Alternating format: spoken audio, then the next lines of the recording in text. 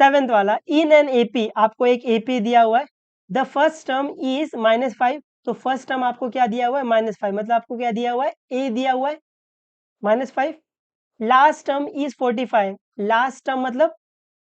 TN, ये मैंने आपको बताया था लास्ट टर्म मतलब अपन क्या बोलते हैं टीएन, तो आपको टीएन दिया हुआ है 45, if sum of all the number in an AP is 120, तो एपी में जितने भी नंबर है अगर मैं उनका सम कर रहा हूँ उनको प्लस कर रहा हूँ तो किसके इक्वल आ रहे हैं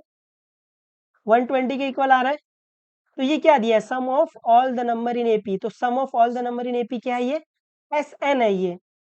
समझा आपको, sum of all the number, सारे नंबर को जब आप सम करते हो तो किसके इक्वल आ रहा है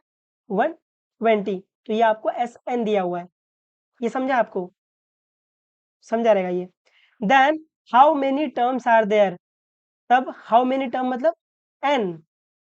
what is the common difference मतलब डी, तो यहाँ पर आपको एन फाइंड करना है और डी फाइंड करना है, तो गिवन में आपको दिया है T1 या फिर A is equal to -5, Tn आपको दिया है 45 और Sn आपको दिया है 120,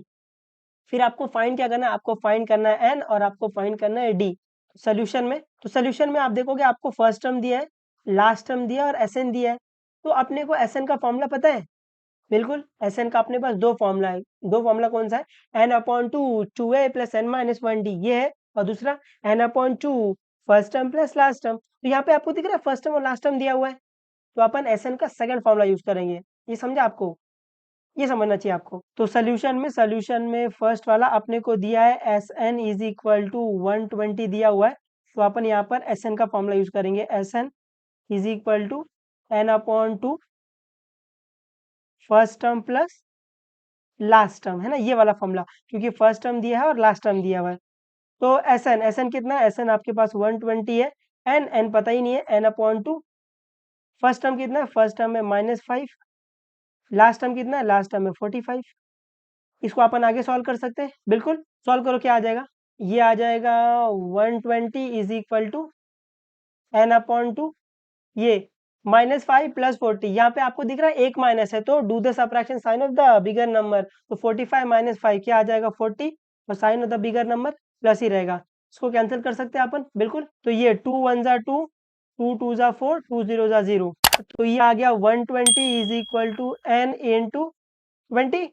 अभी यहाँ से मेरे को n फाइंड करना है, यहाँ पर 20 क्या हो रहा है मल्टीप्लाई, वहां जाकर डिवाइड, तो मैं इसको ऐसे लिखूँ n इज इक्वल टू 120/20, अपन इसको भी कैंसिल कर सकते हैं, बिल्कुल, तो ये 0 0 गया और 2 1 ज़ा 2, 2 6 ज़ा 12, तो n क्या आ गया, n की वैल्यू 6 आ गई, ये समझा है आपको,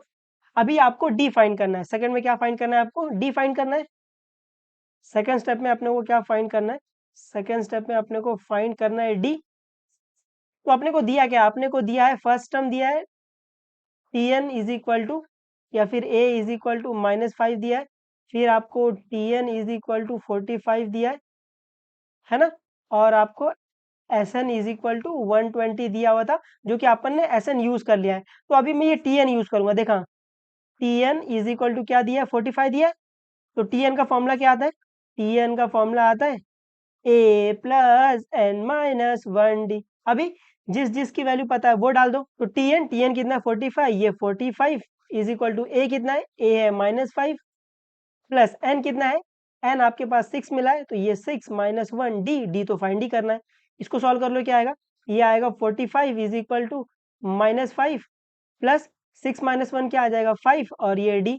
अभी यहाँ से मेरे को d फाइंड करना है, यहाँ पर ये 5 क्या हो रहा है माइनस, वहां जाकर प्लस, तो ये आ जाएगा 45 plus 5 is equal to 5d, इसको सॉल्व कर लो, 45 प्लस 5 क्या आ जाएगा 50, तो ये 50 इज इक्वल टू 5d, अभी यहाँ से मेरे को d फाइंड करना है, यहाँ पर 5 क्या हो रहा है मल्टीप्लाई, वहां जाकर डिवाइड, तो ये आ जाएगा d इज इक्वल टू 50/5,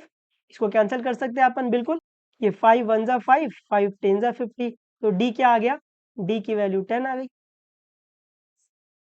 उम्मीद आपको ये समझा है, तो अभी चाहिए तो आप इसको यहीं छोड़ देना या फिर लास्ट में एक स्टेटमेंट फॉर्म में लिख दो, तो वो ज़्यादा अच्छा रहेगा, आप यहाँ भी छोड़ दोगे तो भी वो मार्क्स दे देंगे, आप स्टेटमेंट लिख दोगे, है ना, वो बेहतर रहता है, कि अगर आपके मार्क्स कटने वाले रहेंगे, है ना, अगर आपको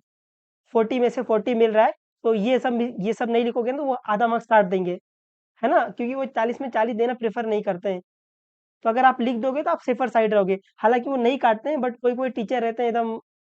सनका देंगे वो आपका। तो आप यहाँ लिख के छोड़ दोगे तो भी चल जाएगा, कोई दिक्कत नहीं है।